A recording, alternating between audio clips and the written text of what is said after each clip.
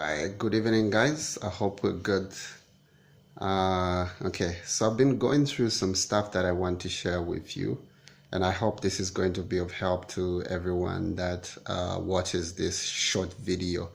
When I'm done, I think I'll upload it on my YouTube. It's just a short video on something that I feel is very important for us to learn. Now, I was reading something on David, the fall of David and his sin after killing Uriah the Hittite and marrying Bathsheba, and after sleeping with Bathsheba and all that, and what happened with David. You see, there are two, as the chapter is ending, it comes to two, it compares two kings. There's David and then there's Saul. If you look at the sin of Saul and the sin of David, these are two sins that were committed by two kings. But how God responded to Saul is different from how he responded to David. It seems like David committed a grievous sin and it seems like he got away with it. God didn't deal with him the way he dealt with Saul.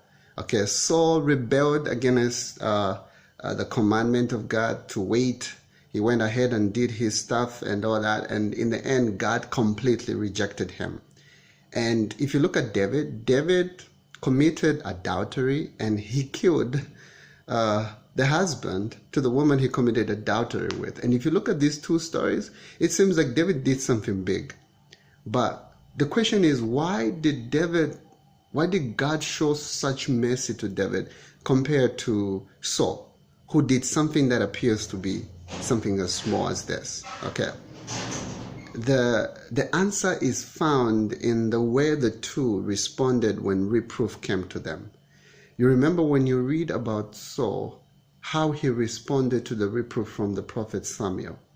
That tells you how God is going to respond. Okay. Saul completely rejected and despised reproof that came from God. He completely rejected it. He completely denied everything. So there was pride and then there was arrogance. And when he did that, the proud heart of Saul was hardened. In the mind of God, it was like he was replaying the fall of Lucifer, the arrogance that he displayed, the pride that he showed.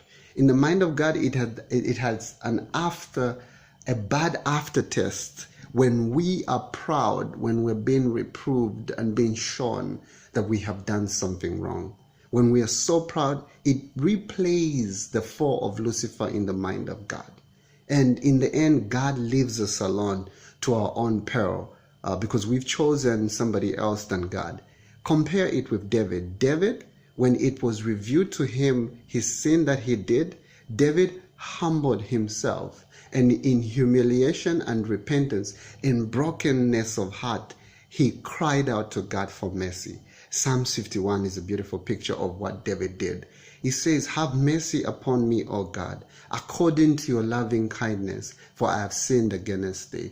He cried out for a new heart, for God to renew his heart. If you look at the response of the other guy, there was nothing. He was bored in his arrogancy. When we are arrogant and proud, when we are hard, we don't want to listen to anybody who tells us that we have wronged them. We are hardening ourselves. We are in tandem with Lucifer, not even with any of the demons, okay, but with Lucifer himself. We have chosen that attributes of pride. We are sons and children of the devil when we do that.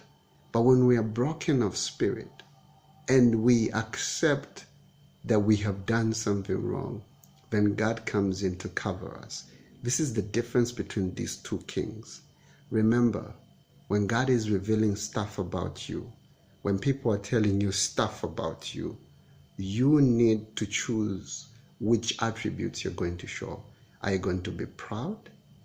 Or are you going to show meekness? Are you going to show poverty of spirit?